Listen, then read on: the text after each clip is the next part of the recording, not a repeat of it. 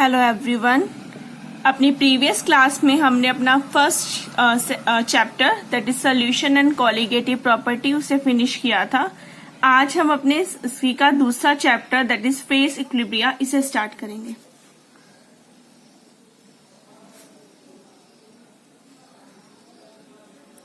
आज हम इसके बेसिक की बात करेंगे। अगर चैप्टर का ओवरव्यू बात करें तो इसमें हमारे पास जो है मेन एक गिब्स फॉर्मूला है जिसे हम फेस रूल बोलते हैं। उस फेस रूल में क्या क्या टर्म्स है हम उन्हें एक वन बाय वन स्टडी करेंगे। फिर हम पढ़ेंगे इसके इक्विलिब्रियम के बारे में। देन हमारे पास वन कंपोनेंट सिस्टम आता है। वन कंपोनेंट के हमारे पास दो एग्जांपल है, water system and sulphur system जो हमारे सिलेबस में है। और देन हमारे पास टू कंपोनेंट सिस्टम आता है और टू कंपोनेंट सिस्टम का सिर्फ एक ही एग्जाम्पल हमारे सिलेबस में है, वो है लेड और सिल्वर का सिस्टम। और उसी से हम निकालेंगे एक पैट्रिसन प्रोसेस होता है। ठीक है, ये ओवरव्यू है, छोटा सा चैप्टर है, हार्डली 3 या 4 लेक्चर्स में हमारा ये फिनिश हो जाएगा। ओके, तो आज हम इसका बेसिक स्टार्ट करते हैं दैट इज फेस इक्विलिब्रियम। अब यहाँ दो टर्म हमारी, एक होती है फेस, एक है इक्विलिब्रियम। फेस को अभी हम डिटेल में भी पढ़ेंगे कि फेस क्या होता है। ठीक है, अगर हम एक बेसिक डिफाइन की बात करें कि तो यहाँ पर आता है हमारे पास सिस्टम। वो सिस्टम होता है हमारा हिट्रोजीनियस। एक हिट्रोजीनियस सिस्टम में नंबर ऑफ फेसेस होते हैं in equilibrium. Number of faces मतलब एक से ज्यादा फेसेस जो होते हैं एक दूसरे के साथ इक्विलिब्रियम में। अब ये जो इक्विलिब्रियम की कंडीशन होती है ये डिपेंड करती है टेम्परेचर पे, प्रेशर पे एंड कंसंट्रेशन पे। It depends upon temperature, pressure and concentration. Means हम बात कर रहे हैं एक heterogeneous mixture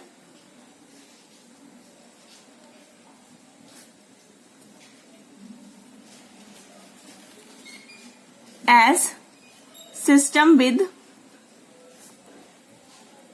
number of phases at equilibrium।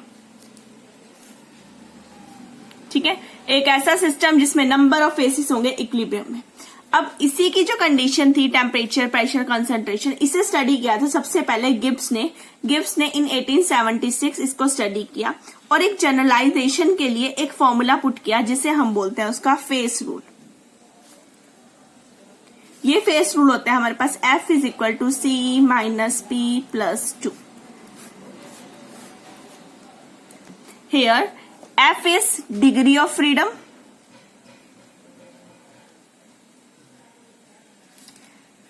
C है हमारे कंपोनेंट्स, जैसे मैंने अभी बोला ना one component and two component हमारे सिलेबस में वो, और P है हमारा फेस। ठीक है, तो ये आ गया हमारे फेस। अब हम one by one in terms को स्टडी करते हैं, क्या है फेस, क्या है कंपोनेंट, क्या है डिग्री ऑफ फ्रीडम। तो हमारी जो पहली टर्म आती है वो है फेस। अब फेस क्या होता है? ठीक है, फेस को हम इसकी डिफाइन को हम 3 पार्ट्स में डिवाइड करते हैं। ठीक है, एक ऐसा सिस्टम जिसमें होमोजीनियस और सेपरेटेड पार्ट्स हो, मीन्स उनकी एक डिस्टिंक्ट बाउंड्री हो। तो पहली चीज तो फेस वो होंगे जिनकी क्या होगी, एक डिस्टिंक्ट बाउंड्री।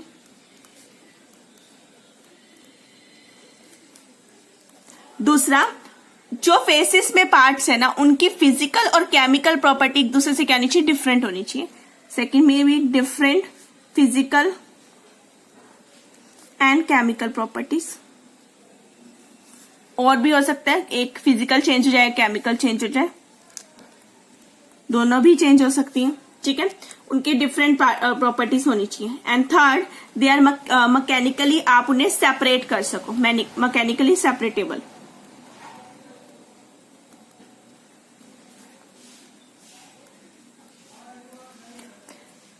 फेस यानी कि वो पार्ट जिनकी हम बात कर रहे हैं उनकी या तो डिस्टिंक्ट बाउंड्री होनी चाहिए तब वो फेस कहलाएंगे, या उनकी फिजिकल या केमिकल प्रॉपर्टी क्या होनी चाहिए, एक दूसरे से डिफरेंट होनी चाहिए। ठीक है, या फिर वो मैकेनिकली क्या होनी चाहिए, सेपरेबल होनी चाहिए।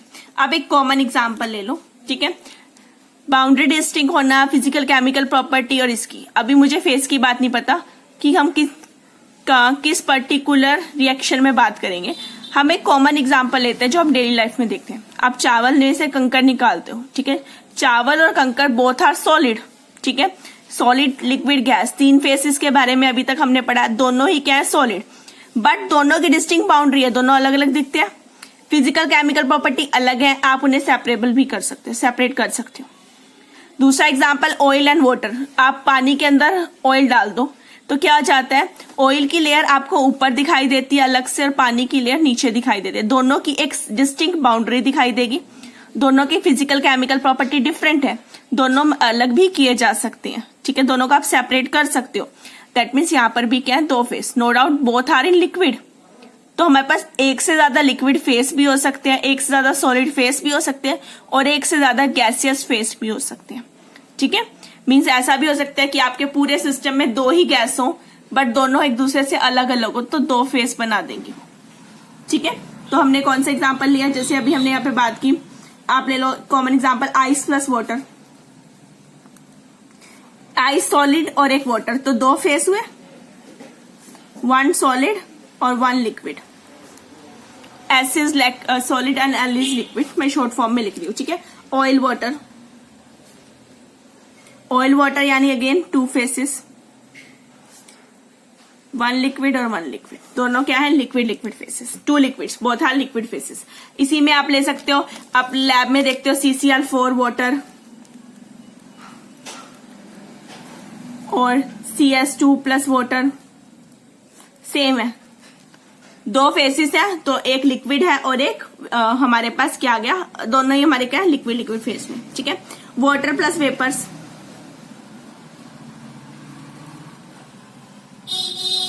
एक वाटर है उसके वेपर्स है, तो दो फेस हो गए। दो फेस में एक क्या है एक क्या है लिक्विड और एक क्या है gaseous face. G represent gaseous face, ठीक है। आप इस तरह से एग्जांपल ले सकते हो, लाइक CaCO3, ये एग्जांपल अभी हम आगे दोबारा करेंगे। CaO और CO2, एक ये सिस्टम है, ठीक है। इसके अंदर तीनों अलग अलग हैं, तीन, तो इनके क्या हो जाएंगे, थ्री फेस। थ्री फेस में से बात करें तो दीज टू आर सॉलिड्स, तो two solids and one gas, CO2 is gaseous form, ठीक है। नेक्स्ट इज सल्फर की बात करते हैं, जो हमने खुद पढ़ना भी है। Monoclinic, rhombic, monoclinic sulphur, rhombic sulphur, liquid sulphur और वेपर सल्फर। तो उसमें कितने आ गए हमारे पास, चार फेस आ गए एक साथ, मोनोक्लिनिक, रोम्बिक, लिक्विड, वेपर, तो कितने फेस हो गए, चार फेस। चार में से दो ये दोनों सॉलिड होते हैं, दो सॉलिड, एक लिक्विड और एक गैस, ठीक है। तो ये हमारे पास आ गए। अब आप ऐसे ले लो दो miscible liquids, two miscible liquids. Miscible में ले लो वाटर प्लस अल्कोहल, एक दूसरे में से अच्छे से मिक्स हो जाते हैं, आप सेपरेट नहीं कर पाते, तो सेपरेट नहीं हो पाए ना एक दूसरे से, ना ही अलग अलग दिखाई देते हैं, इसका मतलब इन दोनों ने क्या बना दिया, वन फेस। और वह वन फेस कौन सा, ओनली लिक्विड फेस, ठीक है। Air, air is a mixture of gas, but air is a mixture of gas, उसमें गैसेस को आप अलग अलग नहीं कर सकते। तो अगर वो गैस है जो मिक्स हो चुकी है एक दूसरे में, मिसिबल गैसेस, तो वो भी वन फेस ही शो करेंगी। और ऐसी गैसेस जो एक दूसरे से अलग अलग हैं वो टू फेस शो करेंगी। क्लियर। तो ये आ गया हमारे पास एग्जांपल कि कैसे हम फेस देखेंगे। तो जैसे हमने वाटर सिस्टम पढ़ना है, वाटर सिस्टम हमें हमारे थ्री फेस होते हैं। थ्री फेस यानी कि आइस, वाटर और उसके vapours, solid, liquid and gas. और जब हमने सल्फर सिस्टम पढ़ना है तब हमारे पास आ जाएंगे four faces, monoclinic, rhombic, liquid and vapour, ठीक है। तो इसमें चार फेस आएंगे। क्लियर। तो ये थी हमारी फेस जिनकी डिस्टिंक्ट बाउंड्री और फिजिकल केमिकल प्रॉपर्टी डिफरेंट हो, मैकेनिकली आप उन्हें एक दूसरे से सेपरेट कर सकते हो, that all called faces. Okay. अब आते हैं, हमने इस फॉर्मूले की एक टर्म फेस पढ़ ली, अब आते हैं अपनी दूसरी टर्म सी पे, कंपोनेंट। उसके बाद फिर जाएंगे हम डिग्री ऑफ फ्रीडम पे। तो हम आते हैं अपनी second term, that is component.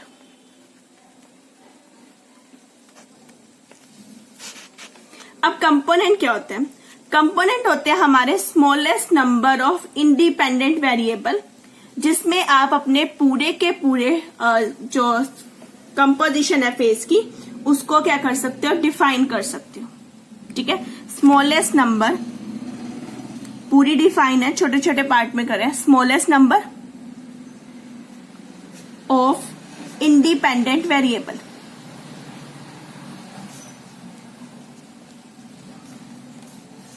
अगर आप इसकी पूरी डिफाइन की बात करो तो क्या कहते हैं, the number of a component of system is equilibrium is the smallest number possible of independent variable in which whole system can be defined, ठीक है, where negative, positive and zero sign are permitted. Negative, positive और zero sign permit है। अब system में face का तो हमें आसानी से पता लग जाता है, कंपोनेंट निकालना थोड़ा ट्रिकी हो जाता है बिकॉज स्मॉलेस्ट नंबर चूज करना है। ऐसा नहीं कि जितने हैं उतने ही कंपोनेंट है, ऐसा नहीं हो सकता। कंपोनेंट में सबसे छोटा नंबर आपको चूज करना है। हो सकता है उसमें दिखने में 5 चीजें हो पर उन्हें पूरे को आप 1 से डिफाइन कर सकते हो, तो वो 1 कंपोनेंट सिस्टम बनता है। जैसे ये है, 3 फेस है पर तीनों क्या है, आइस, वाटर, वेपर है, तो तीनों एक ही फॉर्म ना, अलग अलग तो नहीं है। फेस अलग अलग है पर है तो एक ही चीज ना, तो ये क्या है, 1 component system. Sulphur, water, sulphur system की बात करो, मोनोक्लिनिक हो, रोम्बिक हो, लिक्विड हो, वेपर हो, 4 अलग अलग फेसिस है पर है तो चारों सल्फर ही ना, तो वो ये भी क्या है, 1 कंपोनेंट सिस्टम। तो अगर मैं वाटर की बात करूं, वाटर सिस्टम, वाटर सिस्टम मैंने क्या लिया, 3 चीजें ली, एक ली आइस, एक लिया वाटर और एक लिया vapours. These 3 are in equilibrium with each other, equilibrium में है ना, बट तीनों है क्या चीज, 1 ही तो चीज है ना, है तो तीनों पानी की फॉर्म, तो ये क्या है, 1 कंपोनेंट सिस्टम। क्लियर। ऐसे ही आप सल्फर की बात करो, सल्फर सिस्टम, सल्फर सिस्टम की जब मैं बात करती हूं तो मेरे पास चाहे मोनोक्लिनिक हो, चाहे रोम्बिक हो, चाहे आप उसकी लिक्विड सल्फर की बात करो और चाहे वेपर सल्फर की बात करो, चारों के चारों है तो सल्फर ही ना, तो ये भी क्या है, हमारा 1 कंपोनेंट सिस्टम।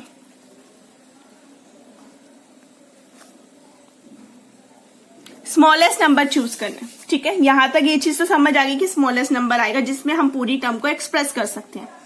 अब आते हैं, जो एक लाइन थी ना, negative, positive and zero sign is permitted, उसका कोई एग्जांपल लेते हैं। तो उसके लिए मैंने अभी पीछे एक एग्जांपल लिया था, CaCO3 और CO2 का। एक्चुअल में ये है डिकम्पोजिशन ऑफ CaCO3, ठीक है। जब CaCO3 डिकम्पोज होता है तो हमारे पास बनाता है CaO plus CO2। This is solid, this is solid and this is gas. पीछे फेस की बात की थी तो 3 फेस थे, 2 सॉलिड फेस थे, 1 गैसियस फेस था, वही है, डन। अब दिखने में लग रहा है ये 3 अलग अलग चीजें, एक ये है, एक ये है, एक ये है, तो 3 अलग अलग चीजें, तो इसका मतलब ये कितना होना चाहिए था, 3 कंपोनेंट सिस्टम। बट हमारी डिफाइन के अकॉर्डिंग है स्मॉलेस्ट नंबर पॉसिबल। तो अब हम 3 से नीचे जाकर देखते हैं, अगर हम पॉसिबल कर पाए अपने सिस्टम को उससे नीचे की टर्म में, 2 या 1 में, तो वो हमारा उसमें बन जाएगा, नहीं तो 3 तो है ही हमारे पास, ठीक है। तो सबसे पहले चेक करते हैं क्या इसे हम सभी को 2 कंपोनेंट्स की फॉर्म में लिख सकते हैं, जितने भी हैं क्या हम उन्हें 2 कंपोनेंट में एक्सप्रेस कर सकते हैं या नहीं। ओके, तो पहले हम चूज करते हैं, सबसे पहला जो कंपोनेंट चूज करते हैं वो ले लो CaCO3 और CaO, ये दोनों चूज कर लिया। आपने अपने तीनों कंपोनेंट को इसकी फॉर्म में लिखना है, CaCO3, CaO और CO2, ठीक है। इसे कैसे लिखोगे, आंसर में सिर्फ इधर की साइड सिर्फ ये दोनों ही होने चाहिए, इसके अलावा तीसरा नहीं होना चाहिए। इसका मतलब है 1 CaCO3 प्लस 0 CO2, तभी पॉसिबल है ना, इक्वल हो जाएगा। इसका मतलब है 0 CaCO3 प्लस 1 CaO। अब ये कैसे आएगा, अगर मैं इसमें से CaO माइनस कर दूं तो बचेगा क्या, CO2, तो 1 CaCO3 plus minus 1 CaO, done. इसमें से जब ये माइनस हो जाएगा तो मेरे पास क्या आ जाएगा, CO2। आप चाहो तो यहाँ माइनस लिख सकते हो, मैंने इसके आगे नंबर लगा दिया माइनस। अब तीनों को हमने 2 टर्म में डिफाइन कर लिया, अब कोई और टर्म्स ले लो। अभी मैंने ये दोनों ली थी, अब मैं ये दोनों लेके चलती हूँ। अब इसमें डिफाइन करना है, तीनों लिख लो, CaCO3, CaO, CO2। आंसर में सिर्फ ये दोनों आने चाहिए। इससे ये कैसे बनेगा 1 CaO प्लस 1 CO2। इसमें सिर्फ CaO है तो 1 CaO प्लस 0 CO2, और इसमें CO2 है तो 0 CaO प्लस 1 CO2। फिर से हमने पूरे सिस्टम को सिर्फ 2 कंपोनेंट में डिफाइन कर लिया। अब बचे हुए 2, ये और ये रह गया ना, इन दोनों को भी ले लेते हैं, CaCO3 और CO2। अब पूरे को इसमें लेके आओ, लिख लो CaCO3, CaO और CO2। अब डिफाइन करो। जब इसकी बात करते हैं 1 CaCO3 प्लस 0 CO2, इसकी बात करो, नीचे वाला लिख रही हूं पहले बिकॉज वो लिखना आसान है, 0 और 1 लगा देंगे। अब ये कैसे आएगा, इसमें से अगर मैं CO2 माइनस कर दूं तो मेरे पास CaO बच जाएगा, तो 1 CaO3 plus minus 1 CO2। Done. तो मैंने पूरे के पूरे सिस्टम को 2 कंपोनेंट में एक्सप्रेस कर दिया। जो स्मॉलेस्ट नंबर है, दिखने में 3 कंपोनेंट थे, 3 अलग अलग चीजें, बट एक्चुअल में क्या बन गया 2 component system, smallest possible number. और लास्ट लाइन क्या थी, here negative, positive and 0 sign is permitted. Negative, positive और 0 साइन, 0 तीनों क्या है, परमिटेड है। वही हमने यूज करके इसे स्मॉलेस्ट पॉसिबल नंबर, यानी कि ये हमारा क्या होगा 2 कंपोनेंट सिस्टम। ये मेरा आ गया 2 कंपोनेंट सिस्टम। क्लियर। तो मेरा ये बन गया एक 2 कंपोनेंट सिस्टम। क्लियर। अब चले आगे। अब इसके ऐसे बहुत से एग्जाम्पल आपको मिल जाएंगे, जैसे कि अगर बात करो आप अमोनिया की, अमोनियम क्लोराइड को जब आप चेंज करते हो तो NH3 और HCl बन जाता है। उसे भी आप देखोगे तो वो 2 कंपोनेंट सिस्टम बनेगा। ऐसे ही आपका वाटर सल्फेट सिस्टम आ जाएगा। ठीक है, उसके केस में भी आप निकालोगे तब भी आपका अलग सिस्टम आ जाएगा, 2 कंपोनेंट बनेगा। बट ऐसे देख के निकालना इस पे डिफिकल्ट, क्योंकि आपको हर किसी के लिए अलग अलग इस तरह से लिखना पड़ेगा। तो इसके लिए क्या है, हमारे पास कंपोनेंट निकालने के लिए एक फॉर्मूला होता है। ये तो ना, कुछ को तो हम देख के ही बता सकते हैं कि वो 1 कंपोनेंट है। कुछ ऐसे थे जिनमें दिखने में तो अलग लग रहा था, बट एक्चुअल में उससे नीचे के नंबर पॉसिबल थे। बट हर किसी में इस तरह से निकाल पाना पॉसिबल नहीं है। तो इसके लिए एक जनरल फॉर्मूला है हमारे पास, that is C is equal to S minus E minus R। ये मेरा फॉर्मूला है। Here C is component, S is species, E है हमारे पास जो नंबर ऑफ इक्वेशंस है, और R है हमारे पास रिस्ट्रिक्शंस।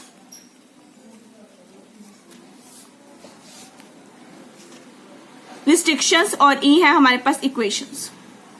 इक्वेशंस या कह लो आप इक्विलिब्रियम की बात कर रहे हैं हम यहाँ पर। ठीक है, कितने इक्विलिब्रियम पॉसिबल है। तो अगर मैं स्पीशीज निकाल लू, इक्विलिब्रियम निकाल लू और रिस्ट्रिक्शन निकाल लू, तो मैं क्या निकाल सकती हूँ, कंपोनेंट को फाइंड आउट कर सकती हूँ। अब इसका कोई एग्जाम्पल करते हैं।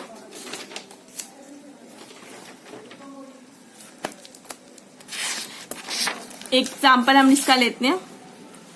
लेट मेरे पास एग्जाम्पल है, ये सिस्टम है Na2SO4 वाटर सिस्टम। ठीक है, अब हम क्या करेंगे, 1 बाय 1 इसे डिसोसिएट करते जाएंगे और चेक करेंगे कितना कंपोनेंट सिस्टम ये बनता है। ठीक है, फर्स्ट केस करते हैं नो डिसोसिएशन। आपने कोई डिसोसिएशन नहीं करनी सिस्टम के अंदर, ना ये डिसोसिएट हुआ ना ये डिसोसिएट हुआ। अगर डिसोसिएट नहीं हुआ तो कितनी स्पीशीज बनी, एक ये और एक ये, यानी कि 2। S की वैल्यू आ गई 2। E जब कुछ रिएक्शन ही नहीं हुई, डिसोसिएशन ही नहीं हुई, तो इक्विलिब्रियम क्या आएंगे 0। और जब कोई रिएक्शन ही नहीं हुई तो रिस्ट्रिक्शन भी क्या आ जाएगी हमारी 0।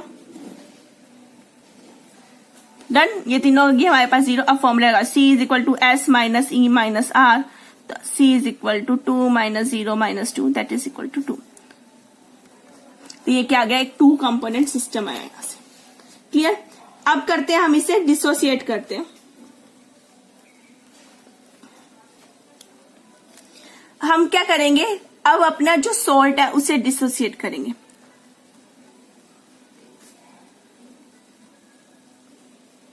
सिर्फ ये डिसोसिएट होगा। ठीक है, अब इसको डिसोसिएट कर दो, Na2SO4।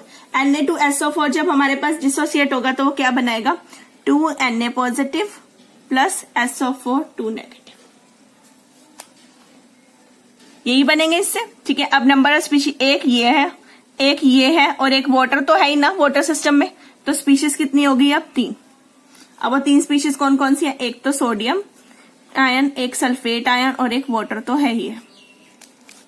3 स्पीशीज होगी। ई इक्विलिब्रियम, अभी यहाँ पर कोई इक्विलिब्रियम नहीं आया बिकॉज ये कंप्लीटली क्या हो चुका है, डिसोसिएट हो चुका है। यहाँ पे आप लिखोगे कंप्लीट, यहाँ कंप्लीट डिसोसिएट हुआ है, कंप्लीट डिसोसिएट हुआ है, इसका मतलब ये इस इधर की तरफ गया, बैक रिएक्शन नहीं शो करी। बैक रिएक्शन शो करता तब इक्विलिब्रियम आता, तो इक्विलिब्रियम क्या हो गया, 0। Next restriction R. अब एक रिस्ट्रिक्शन है, जितने कैटायन बनेंगे उतने ही अनायन होंगे, तभी तो न्यूट्रलाइज होगा नहीं, ठीक है।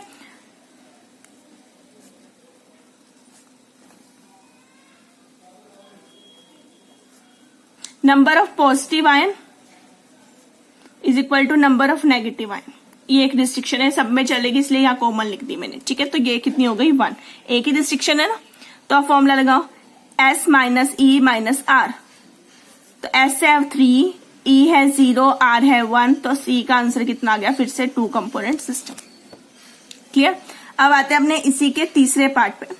अभी तक मैंने इसे कंप्लीटली डिसोसिएट किया था, अब हम क्या करेंगे, डिसोसिएशन करेंगे, ठीक है, बट कंप्लीट नहीं करेंगे, ठीक है। अब Na2SO4 और वाटर डिसोसिएट, अब दोनों को ही क्या कर दो, डिसोसिएट कर दो, वाटर को भी डिसोसिएट कर दो और इसको भी डिसोसिएट कर दो। तो जब ये डिसोसिएट होगा तो 2Na positive plus SO4 2 negative. Complete नहीं की, पार्शियल की, तो बैक रिएक्शन शो कर सकता है, आयन है। ऐसे ही जब वाटर होगा तो क्या बनाएगा, H positive plus OH negative. Done. अब लेते हैं स्पीशीज, कितनी चीजें होगी, एक ये, दूसरी ये, तीसरा ये, क्योंकि बैक रिएक्शन शो की तो ये भी होगा सिस्टम में, ये भी होगा, ये भी होगा, 3 हो गए। चौथा वाटर होगा, 5वां ये होगा और 6ठा ये, तो स्पीशीज कितनी हो गई, 6। क्लियर। ई की वैल्यू, ई क्या इक्विलिब्रियम, कितने इक्विलिब्रियम दिख रहे हैं, 2, तो ई की वैल्यू होगी 2। आर क्या है, रिस्ट्रिक्शन, एक रिस्ट्रिक्शन तो साल्ट के ऊपर लगी, एक रिस्ट्रिक्शन हमेशा ये होती है कि H positive ion must be equal to OH negative. तो कितनी रिस्ट्रिक्शन होगी हमारे पास, 2। अब लगा दो S minus E minus R, तो 6 minus 2 minus 2, again it is 2 component system. तो आप किसी भी फॉर्म में निकाल रहे हो, आंसर क्या आ रहा है, 2, यानी ये क्या है हमारा एक 2 कंपोनेंट सिस्टम। क्लियर। तो ये एक हमारे पास एग्जाम्पल आ गया। अब इसी कैटेगरी में एक और एग्जाम्पल लेते हैं। अब मेरे पास सिस्टम थोड़ा सा बड़ा कर रही हूं मैं, KCl NaBr वाटर सिस्टम है, ठीक है। तीनों को सोल्व करते हैं, ऐसे केसेस बनाएंगे, डिसोसिएट हो रहा है, नॉन डिसोसिएट हो रहा है, पार्शियल हो रहा है, कंप्लीट हो रहा है, वो चीज। पहला केस कर लो, नो डिसोसिएशन, कोई डिसोसिएशन नहीं हुई, तो कितनी स्पीशीज हो गई, तीनों एज सच पड़े हैं, तो स्पीशीज कितनी होगी, 3, कौन कौन सी, KCl NaBr और वाटर। अब क्योंकि डिसोसिएट नहीं हुआ, इक्विलिब्रियम कितने आ गए, 0, रिस्ट्रिक्शन कितनी आ गई, 0। अब निकाल लो यहां से कंपोनेंट सिस्टम।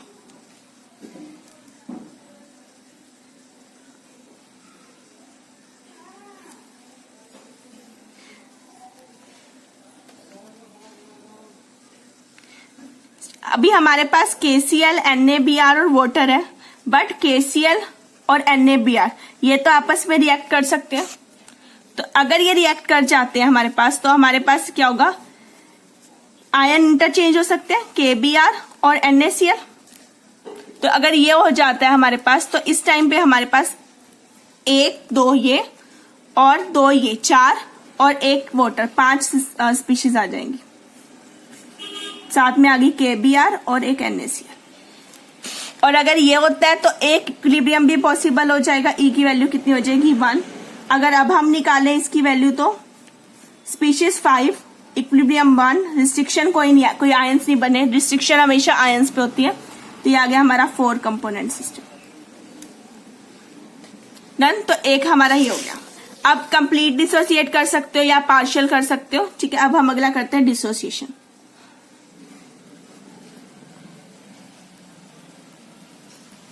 यहां मैं पार्शियल कर रही हूं, हम सबको ही डिसोसिएट कर रहे हैं, वो चाहे NaCl हो, चाहे KBr हो, सॉरी हमारे पास NaBr है, KCl है और वाटर है, इन तीनों को ही डिसोसिएट करना है। ठीक है, सबसे पहले NaBr को कर देते हैं, Na positive plus Br negative. जब KCl डिसोसिएट होगा तो हमारे पास क्या बनाएगा, K positive plus Cl negative. ठीक है, जब वाटर डिसोसिएट होगा तो क्या बनाएगा, H positive plus OH negative. Done, 3 आगे। अब पीछे हमने बोला ना ये दोनों आपस में रिएक्ट कर दे तो NaCl बन सकता है, NaCl होगा तो क्या बनाएगा, Na positive plus Cl negative. और अगर KBr बन गया तो वो क्या बना देगा, K positive plus Br negative. ये सारे हमारे पास पॉसिबल है। डन, अब देखते हैं कितनी स्पीशीज है हमारे पास। 1 2 3 अलग अलग है, 4 5 6 7 8 9 10 11। इन्हें काउंट नहीं किया बिकॉज Na ऊपर आ चुका है, Cl आ चुका है, K आ चुका है, Br आ चुका है, तो ये नहीं आएंगे। तो हमारे पास कितनी स्पीशीज होगी, 11।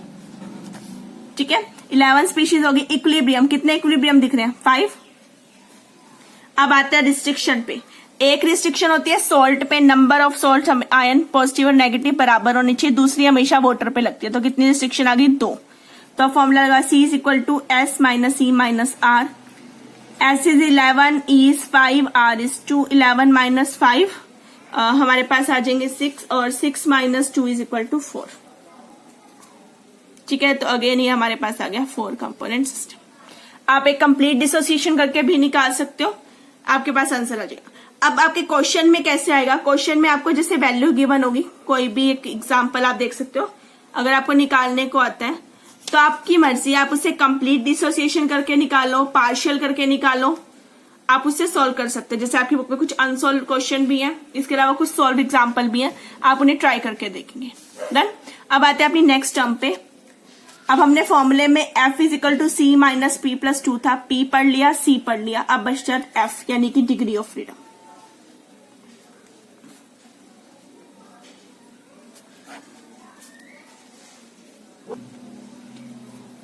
अभी जो डिग्री ऑफ फ्रीडम होती है, तो डिग्री ऑफ फ्रीडम को अगर हम डिफाइन करें तो ये होता है हमारा smallest number of variable factor, उसे हम बोलते हैं उसकी डिग्री ऑफ फ्रीडम। अभी जो फैक्टर है वो कौन कौन से हैं, वो है हमारे कंसंट्रेशन, टेम्परेचर एंड प्रेशर।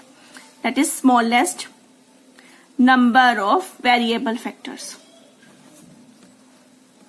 जिसमें आप सिस्टम को डिफाइन कर सको। That can be temperature, concentration, pressure, उसे हम बोलते हैं डिग्री ऑफ फ्रीडम। अब हमने एक फॉर्मूला पढ़ा F equal to C minus P plus 2, जिसमें हम C भी निकाल चुके हैं, P भी पढ़ चुके हैं, क्या होता है F निकालना रह गया।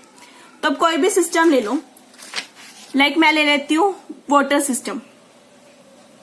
वाटर सिस्टम में मैंने बात किया तो उसमें है आइस, वाटर और वेपर्स। अभी पीछे एग्जाम्पल लिया तो इसमें 3 फेसेस हैं, कंपोनेंट कितने हैं, 1। फॉर्मूले में पुट करो F is equal to C is 1, P is 3, तो F की वैल्यू कितनी आ गई, 0। मींस इसकी डिग्री ऑफ फ्रीडम क्या है, 0। ये क्या है, इनवेरिएंट। ठीक है, अब कोई और सिस्टम ले लो। अब हम ले लेते हैं इन्हीं में से आइस वाटर ले लेते हैं। आइस वाटर, वेपर्स नहीं है उसमें, सिर्फ आइस वाटर है। आइस और वाटर यानी कितने फेस हो गए, 2। कंपोनेंट इज अगेन 1 ना, वाटर ये कंपोनेंट। तो F कितना आ गया फिर से, C माइनस P प्लस 2। ये 2 कैंसर, F की वैल्यू कितनी आएगी, 1 यानी कि यूनिवेरिएंट।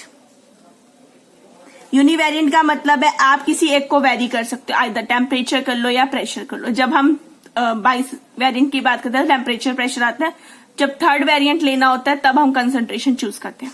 ये हमेशा याद रखेंगे, पहले 2 वेरिएंट हमेशा हमारे टेम्परेचर प्रेशर होंगे, थर्ड हमारा कंसंट्रेशन होगा।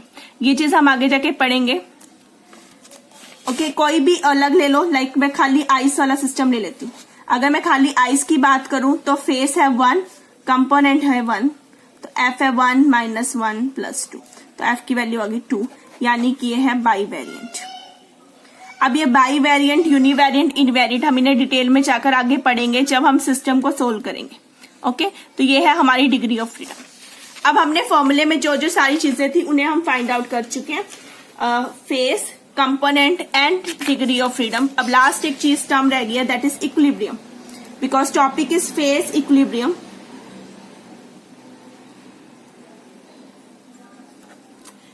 एक सिस्टम को हम इक्विलिब्रियम में कब कहते हैं? जब उसकी प्रॉपर्टी लाइक टेम्परेचर, कंपोजिशन या फिर प्रेशर है वो चेंज ना हो विद टाइम, तब हम उसे कहते हैं कि हमारा जो सिस्टम है वो किस में आ गया है, हमारा इक्विलिब्रियम में आ गया।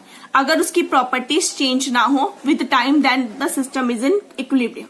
अभी जो इक्विलिब्रियम होता है हमारा टू टाइप का होता है, एक होता है ट्रू, एक होता है मेटास्टेबल। ट्रू को होता है which can be obtain from either side,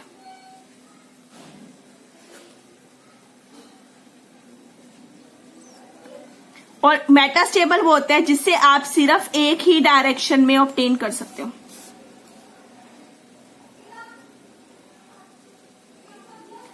either side means मैं किसी भी डायरेक्शन से चलूं मैं ट्रू इक्विलिब्रियम को ऑब्टेन कर लूंगी। कैसे? मुझे अगर पार्शियल आइस चाहिए तो मैं आइस पार्शियली कैसे बना सकती हूं? मैं आइस को लेके मेल्ट कर दूं, आइस लो उसे हल्का सा मेल्ट कर दो तो पार्शियल आइस बन गई। और मैं वाटर को लेके उसे फ्रीज कर दूं, बट पूरा फ्रीज ना होने दूं, थोड़ी देर के लिए फ्रीज किया तो उसमें कुछ आइस आनी शुरू हो जाएगी, वो क्या बन गई? Partial ice. तो मैंने इसे दोनों साइड से ऑब्टेन कर लिया, दैट मीन्स ये क्या है? True equilibrium. मेटास्टेबल की बात करो, अगर मैं कहूं मुझे एक डायरेक्शन से ही ऑब्टेन कर सकती हूं मैं से, तो मुझे चाहिए -2 डिग्री पे वाटर।